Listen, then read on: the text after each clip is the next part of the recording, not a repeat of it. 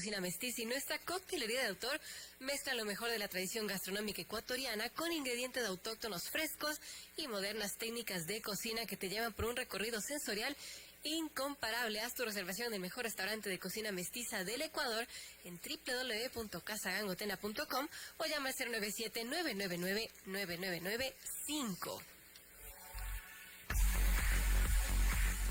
También Rumiñahui y tradiciones, gastronomía, gente amable de esta tierra, no te olvidarás. Y un mensaje de Equivida, levántate, ejercítate y da lo mejor de ti. Equivida Vitality, el programa de bienestar para mantenerte activo sin excusas. Equivida, el seguro de vida para disfrutarlo en vida. Bueno, lo que decíamos, queda país, queda gobierno y según veo quedan auspicios, qué bueno. 8:31, vamos a conversar con el secretario general de la Presidencia, José Augusto.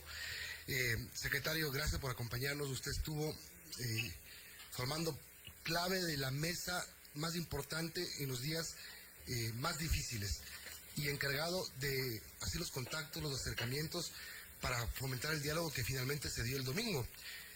¿Cómo le fue durante todos esos días que usted por todo lado estábamos siendo testigos de cómo intentaba acercarse a los diferentes sectores? A veces lo conseguía, a veces le cerraban la puerta y le tocaba regresarse sin nada.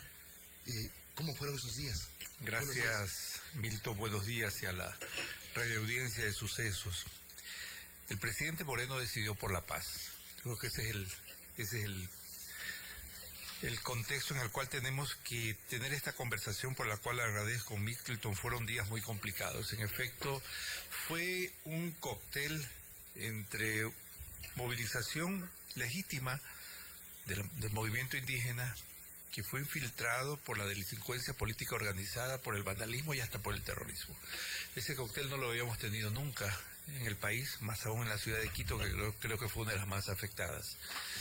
Y fue muy complejo, no solo el desplazamiento, el abastecimiento, teníamos problemas, por ejemplo, ahora lo puedo mencionar porque en ese momento hubiera sido muy crítico, crear pánico. Teníamos hospitales, y concretamente un hospital del IES no tenía sangre, ¿sí? Entonces, y había problemas, tuvimos que hacer diferentes desplazamientos, movimientos logísticos para abastecer de medicinas a algunos hospitales, pero fue una situación muy compleja, una explosión social no justificada, porque aquí lo que de alguna manera desestabilizó el detonante fue la incursión de estos movimientos vandálicos que no pueden quedar impunes. Bueno, pasó lo que muchos esperaban que pase. Los indígenas se salieron con la suya, se fueron sin el decreto, o se fueron con el decreto 883 derogado. Muchos dicen, ¿por qué para terminar en lo que a lo mejor pudo haber empezado haciendo el presidente se demoró 11 días? 11 días que hubo casi diría yo, una barbarie en las calles. Milton, ya cuando las aguas bajan uno hace un análisis y es probable. Después del partido todos somos técnicos. Exactamente, pero hay que ver cuál fue el fondo. ¿Por qué el presidente Moreno firmó el decreto 883? Un presupuesto del Estado desequilibrado, unas finanzas públicas que no tienen la racionalidad que corresponde, pone en peligro un bien superior, que es la dolarización. Si yo utilizaba una metáfora, es decir, el padre de familia gana $500 mensuales y durante 10 años ha estado gastando $2,000 mensuales. En un momento le van a boletinar las tarjetas, le van a cerrar el crédito, pero tiene que pagar la deuda. Eso es lo que ha pasado con el Ecuador. Ecuador tiene que pagar la deuda. Hemos venido refinanciándolo. Cabe señalar los esfuerzos. El año pasado, en el 2018, el déficit fiscal proyectado era de alrededor de $8,000 millones. Con muchos esfuerzos, lo cerramos en alrededor de 3.600. Hubo reducción de gastos, reducción de personal, una serie de cosas que no son suficientes. ¿Qué buscaba el decreto 883 tan denostado y motivo de toda esta situación? Buscaba, primero, blindar a los que menos tienen, porque se incorporaba 300.000 personas más al bono de desarrollo humano, pero había que desmantelar un subsidio perverso a los combustibles, sobre todo al diésel y a la gasolina. La sociedad ecuatoriana, los más pobres, subsidian al contrabando y al narcotráfico, y eso hay que ponerlo así. con la diferencia de precios que existen, nuestros combustibles son utilizados como precursores químicos por la FARC. Eso estamos subsidiando. Por eso creíamos que esos 1.400 millones de dólares, además de equilibrar el presupuesto del Estado, podrían orientarse hacia programas que blinden y sobre todo reactiven la economía. No hubo tiempo ni siquiera de discutir los beneficios. Estábamos planteando, por ejemplo, suprimir el anticipo del impuesto a la renta. De las 105.000 empresas, 100.000 que eran pequeñas ya no hacían impuesto a la renta. Eso está puesto en el... Está puesto en el decreto, tenemos que revisarlo. Entonces, aquí la pregunta de fondo, Milton, es ¿qué país queremos? Porque esta factura tenemos que pagarla. El mayor paquete que hemos tenido, un paquete infernal, fue haber contraído deuda cara a corto plazo, lo cual reventó la economía ecuatoriana y hemos tomado decisiones, Milton. Nosotros hoy somos un país sujeto de crédito. El riesgo país, no obstante esta situación, subió en los últimos días, se está equilibrando, pero somos un país en el cual la comunidad internacional cree. Por eso hemos podido tener crédito en mejores condiciones, pero aquí la decisión de fondo es que todos tenemos que poner el hombro. O sea, queremos sacar el país adelante, la barbarie injustificada que debe de ser condenada, pero tenemos un hueco fiscal de 2.700 millones de dólares que hay que llenarlo. Lo otro, ¿qué sería? Lo otro es poner en peligro la dolarización. ¿Qué pasa si en esta metáfora usted sigue tarjeteando, y perdón el término, y no paga?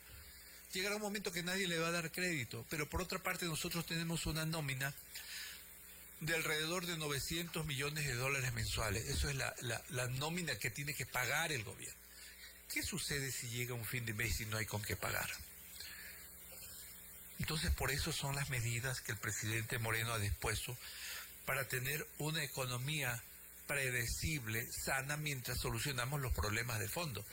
Esto es más o menos como que usted está en vuelo y se le daña un motor de un avión y tiene que cambiar el motor en pleno vuelo, pues si no se cae. Entonces, aquí hay esfuerzos que se están tomando.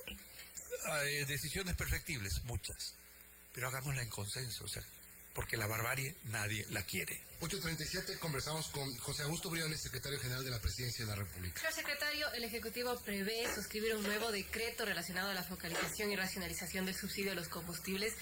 ¿Cuándo se estima que podría estar este decreto? ¿Cómo va todo? ¿Cómo avanza? Nosotros seguimos, a raíz de la reunión que tuvimos el día domingo en San Patricio con las organizaciones indígenas, se acordó conformar una comisión técnica que ha venido trabajando estos días. Han sido reuniones extensas. No quisiera revelar todavía los consensos mínimos porque es parte de lo que hemos llegado. Y paralelamente, el gobierno nacional ha iniciado un mecanismo de consultas informales. Ustedes vieron que ayer el señor presidente recibió sindicatos, hemos recibido empresarios. ¿Son los sectores? Después dicen los del CUT que solo se reúnen con los del CUT. Sí, hemos recibido de casi todos los sectores, estamos teniendo asimismo acercamientos. El señor ministro de Trabajo se ha reunido con el FUT. Nosotros no queremos excluir a nadie. Los ministros se encuentran desplegados haciendo consultas territoriales porque queremos tener una temperatura de lo que vayamos a lanzar, que va a implicar un esfuerzo de la sociedad, sea viable, porque de lo contrario, esto de aquí, ¿cómo pagamos la factura? Esa es la pregunta. Vamos a hablar de esto de la factura ya mismo, porque hay un montón de recetas que se tienen que venir ahora para suplir estos ingresos que se tenían estipulados por el tema de la eliminación de subsidios. ¿Cómo llegó a entablar el diálogo? La salida del presidente, la salida de esos 45 segundos donde dijo: yo les planteo el diálogo directo. Esto fue viernes, si no me equivoco, en la tarde. Fue viernes en Guayaquil que estábamos. Exactamente. Pero había que hacer contactos, había que buscar los acuerdos. Luego se difundieron unas fotos de la respuesta de la CONAIE. Hubo dos versiones, hubo dos cartas aparentemente, lo que mostraba una división interna dentro del movimiento indígena. ¿Cuán difícil fue que entendieran que tienen que sentarse a negociar? Bueno, en el fragor de toda esta expresión ciudadana y vandálica, porque fue, como repito, un cóctel tremendo, se hicieron los primeros acercamientos, hubo dos mediadores que ofrecieron sus buenos oficios y el gobierno los aceptó directamente, como fue el caso de las Naciones Unidas y la Conferencia Episcopal. A partir de ello, cómo crear condiciones mínimas de credibilidad para sentarnos en la mesa. Eso no fue fácil porque primero era la sede, tenemos condiciones, uno de los temas que pidió la CONAIE, el presidente muy abierto, tenemos un presidente demócrata y muy tolerante. Por primera vez, de lo que yo recuerdo, se ha dado un diálogo televisado en vivo, con los excesos que hubo, lamentablemente, pero de aquí nuevamente primó la tolerancia y la cabeza fría del señor presidente de la República. Pero lo importante es que las mesas se instalaron en medio de un asedio y un ataque tremendo. Yo no pude llegar, o sea, mi llegada a la ESPE, que fue la sede inicial, llegamos a la ESPE y yo la ESPE fue emboscada por alrededor de 2,000 personas. No podíamos salir de la ESPE. ¿Sabían que iban a venir a la ESPE? Evidentemente, o sea, aquí los sistemas de comunicación están infiltrados a todo nivel. Entonces, porque es más, no se dijo el lugar hasta el último momento, pero cuando se dijo, en el término de unos 20 minutos, llegaron una serie de personas con una actitud vandálica de destrucción que quisieron entrar a la ESPE. Entonces, yo no pude salir de la ESPE. Yo tuve que salir en helicóptero de la ESPE a San Patricio. La llegada fue en un convoy de las Naciones Unidas con bandera de la paz que fue agredido también. Entonces yo nunca había visto un nivel de agresión tan grande. En cada puente en la vía hacia el Valle de los Chillos, en cada puente nos lanzaban llantas quemadas desde los puentes. Entonces, ¿de qué estamos hablando? Se fue terrible. Aquí la bandera de la paz no sirvió para nada. Recuerdo los bomberos cuando llegaron ante el Amazonas tenían banderas de la paz. Sí. Y fueron agredidos, bueno, no se pudieron quedar. Eso es terrible. Los buses, los carros que se incendiándose. Bueno, lograron llegar a San Patricio, había vuelos de helicópteros durante toda la tarde, incluso los periodistas tuvieron que llegar en helicóptero. Así es. Nosotros, por ejemplo, cuando transmitimos, no dijimos nunca hasta el final el nombre del sitio donde se reunieron. Lo respetamos. Hubo quien no lo hizo y quien puso en Twitter el sitio como una gran exclusiva, me pareció... Una irresponsabilidad. Totalmente. Muy mal, porque son momentos en los que hay que ser consecuentes con la paz, sobre todo. Bueno, llega a San Patricio, instalan el diálogo, el presidente de la República toma la palabra, y el dirigente indígena que habló fue el que le insultó al presidente en el aula, ¿no? Sí. Eso también hay que estar conscientes. Luego viene el receso, 15 minutos que fueron 2 horas. ¿Qué pasó en esas 2 horas? En esas 2 horas, ponernos de acuerdo en los términos mínimos que permitan instalar las comisiones técnicas, porque habían posiciones extremas que lo que iba a implicar es aumentar la barbarie, no solucionar la crisis. Por lo tanto, teníamos que ver cuáles eran condiciones mínimas para reinstalar, porque hubiera sido vergonzoso, tensionante, reinstalarse porque una de las cosas y estas son lecciones aprendidas, yo creo que está bien la transparencia, está bien la apertura, pero cuando se ventilan temas muy complejos y con la temperatura que estaba, no se puede televisar todo, y no es por falta de transparencia, sino que uno es como echar leña al fuego. Por lo tanto, una vez que tuvimos elementos mínimos para sentarnos, nos reinstalamos, porque había posiciones extremas que era no queremos nada. ¿Por qué se televisó todo? Ahí hay un tema que es bien importante. A ver, primero, aclaremos, no fue una cadena nacional, no fue los nada. Canales que transmitimos todo, lo hicimos por decisión propia, no porque nadie nos impuso, no porque fue una cadena nacional, pero sí hubo una señal original, una señal de origen, que no fue levantada por los canales, fue levantada por la organización. ¿Por qué se levantó esa señal? Vean, la temperatura de la negociación, alta temperatura y condiciones previas, uno de los requisitos que pusieron el movimiento indígena para sentarse era que exista transmisión en vivo. Yo personalmente me acerqué al dirigente de la CONAIE y le decía que esto, me dice no.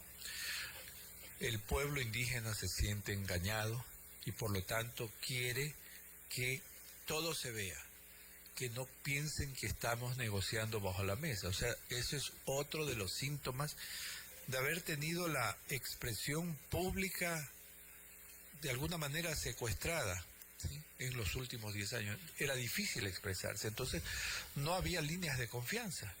En un momento cuando yo planteé televisar por partes, o sea, la instalación, los acuerdos, dijeron no, si eso no se acepta, nos ponemos de pie y nos vamos. Entonces, haber bregado tanto, haber expuesto tanto, sacrificado tanto, de lado y lado, porque el buses de los indígenas también fueron atacados. Creímos que, bueno, vamos a permitir la apertura, se abrió, pero volviendo a lo que usted menciona, Milton, fueron 2 horas de intenso intercambio de posiciones, de intereses, llegar a una posición y sobre todo lo mínimo que el país requiere y cómo nos sentamos. Eso sucedió, Milton. ¿Y por qué empezó 2 horas tarde? Se había convocado a las 3. ¿Fue el alerta que se dio, la fuga de información, lo que hizo, digamos, retrasar el diálogo o qué pasó? ¿Por qué 2 horas tarde? Primero, por condiciones de seguridad. Los buses que fueron dispuestos al servicio de la CONAIE por parte del Instituto Geográfico Militar, primero no podían acceder a llevar a los indígenas que estaban en el Ágora. El trayecto fue muy complicado. El convoy de los observadores de la ONU fue agredido, fue atacado. Los otros integrantes, yo tuve que cambiar de carro 2 veces. Entonces nos tomó mucho tiempo lograr instalarnos. ¿Tuvo que cambiar de carro 2 veces? Sí, tuve que cambiar de carro 2 veces. O sea, como esos asaltantes de bancos que van en un auto y después dejan en el... Cambiar en otro porque fue emboscado el uno, entonces el otro estaba en un camino lateral, hubo que meterse, salir por un Chaquiñán, salir al puente 7 de ellos, o sea, fue una odisea tremenda, o sea, llegar para nosotros en un equipo que tenía que instalar las condiciones previas. Ya cuando estábamos instalados en la ESPE, y al ver que no habían condiciones para desarrollar el diálogo, tuvimos que cambiar de lugar, montar un operativo para ir al otro. ¿A qué hora decidieron cambiar de lugar? Después habrá sido... probablemente 1 de la tarde, ¿sí? Entonces, el movilizar eso, el señor presidente esperando en Tababela, listo, pero había que tener condiciones mínimas, y esas fueron las que se dieron, entonces por eso se retrasó, comenzamos prácticamente después de las 5 de la tarde. 8:48, hablamos con José Augusto, secretario general de la Presidencia de la República. Con todo esto que menciona de las tensiones del domingo, ¿cómo ve ahora el panorama? ¿Podemos ser más positivos? Debemos ser más positivos. Evidentemente debemos de ser positivos, estamos conscientes de la magnitud de los hechos, algunas lecciones aprendidas. Creemos que esta mezcla, a ver, aquí hay que separar la movilización social por reivindicaciones, como lo hemos hecho, podemos abordarlo las veces que sea, pero lo que tenemos que estar conscientes como sociedad es la actuación de delincuencia política organizada y vandalismo. Nosotros vimos agresiones con proyectiles que no se habían visto antes. O sea, a ver, yo aquí tengo las cifras que se las puedo, por favor, en el momento que consideren, o sea, las cifras oficiales. 1.330 aprehendidos en total, de los cuales 57 son extranjeros, mayoritariamente venezolanos. Eso es grave. Sí, 50. Eso es grave. 1.500 personas atendidas en el sistema de salud pública, de los cuales 435 son policías. De los 435 policías, 86 policías graves. En este momento, 6 personas fallecidas, siempre es lamentable toda pérdida humana, ninguna por un proyectil de la fuerza pública. Hubo caídos, atropellados, no hubo ninguna persona desaparecida. Hay una imagen que circula de unos manifestantes que incluso están con la bandera del Ecuador, aparentemente esto es por la zona del arbolito, que recibe un impacto en la cabeza. A ver, eso de ahí es un montaje, porque el señor del disparo en la cabeza o debería estar en algún centro de salud reportado con un disparo en la cabeza o debería estar muerto, que no existe. Eso es un montaje con un tiros de fondo y él se lanza a la arimana. Ustedes saben el ataque mediático que tuvimos. Yo vi un tuit de alguien que decía, ¿por qué no muestran el siguiente video donde se ve que el señor se levanta y se va corriendo a un edificio? En la imagen se ve que ese escudo de cartón que tenía se perfora por una bala. Ese escudo de cartón habrá sido parte del montaje porque la mayoría de la ciudadanía habrá visto los escudos de metal que tenían, que fueron hechos con tanques de basura. Eso no se hace de la noche a la mañana. Eso es un operativo, así mismo como los proyectiles hechos con tubos de PVC, voladores y proyectiles que agredieron a los policías de los 435 que hoy tenemos hospitalizados. Bueno, hablamos de que no se ha reportado ningún desaparecido. Ahora, 202 policías retenidos, 132 carreteras bloqueadas. Y aquí viene el atentado. Policías y militares retenidos. Policías y militares. Ahora, hay un tema. El atentado contra los bienes públicos. 14 ambulancias agredidas. O sea, pero ni en las guerras más cruentas se agrede una ambulancia. Hablábamos hace un momento de la bandera blanca. Que no Por favor. 26 UPCs destruidas.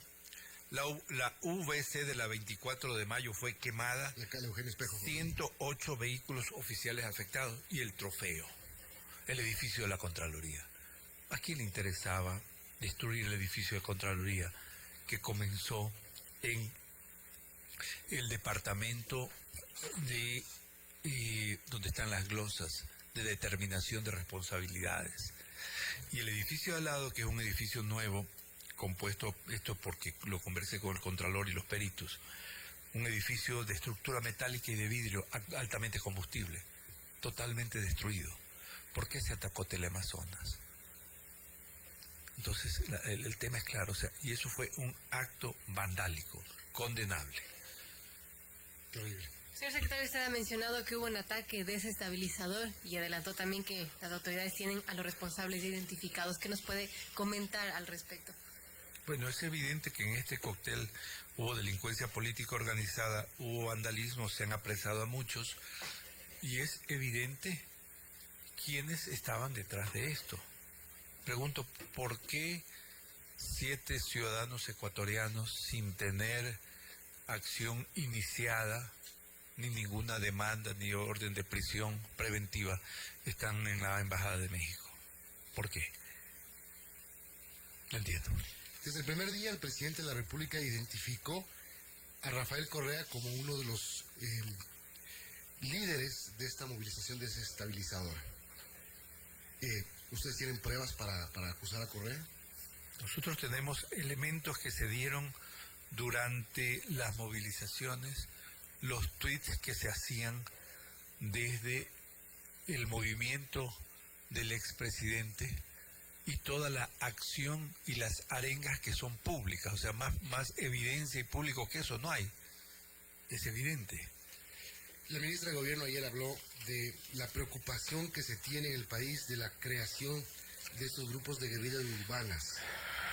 Esto es terriblemente preocupante porque la protesta pasó, el levantamiento indígena pasó, el gobierno puede hacer lo que sea, pero si es que hay un movimiento de guerrilla urbana, esto puede quedar. Y esto hay que combatirlo, digamos, el gobierno tiene que, las autoridades, la policía, buscar desarmarlos antes que crezcan. La presencia de estos movimientos es evidente, fue evidente. La fuerza pública deberá redoblarse, pero el antídoto es acción ciudadana. Si los ciudadanos somos cómplices, corresponsables de lo que se está viendo, evidentemente nos van a inundar. Y a eso, acción fuerte, decidida y con mano firme del gobierno. ¿Cuándo estará listo el nuevo decreto? Nosotros aspiramos tener el decreto en los próximos días. Tenemos que dar una respuesta al gobierno, a la ciudadanía. El hueco fiscal está latente, o sea, no podemos dejar de tomar decisiones. Lo que queremos es tener consensos mínimos, que la ciudadanía sepa que todo el mundo debe de poner algo, porque lo contrario no vamos a hacerlo. Entonces, una vez que tengamos estos elementos, saldrá el nuevo decreto que en este caso instrumentará las decisiones o las directrices del 894. Bien, esperamos el decreto y esperamos que el diálogo continúe. La única vía para solucionar los problemas del país es conversando, es siendo sinceros. La violencia no lleva a nada, porque el gobierno pensaba recaudar 1.700 millones de dólares con la eliminación de subsidios. Resulta que no solo que no va a recaudar eso, sino que el país en el paro perdió otros 1.700 millones. Además, y con esto concluyo, el ataque a los campos petroleros que implicó durante 7 días perder aproximadamente 1.800.000 barriles, más la reparación le cuesta 140 millones de dólares al país. Eso es una cifra brutal. Perdón el término, pero es que en un marco de necesidades, tener que perder eso, más los 435.000 barriles que pierden las empresas privadas. O sea, solo entre los dos perderemos más o menos 2.200.000 barriles de petróleo, que es que nutre el elemento que nutre la economía. Entonces, esto no tiene nombre. Gracias, secretario. José Augusto Briones, secretario general de la Presidencia de la República. Vamos a una pausa. Vamos a una pausa y Siempre a la orden, Milton. Gracias.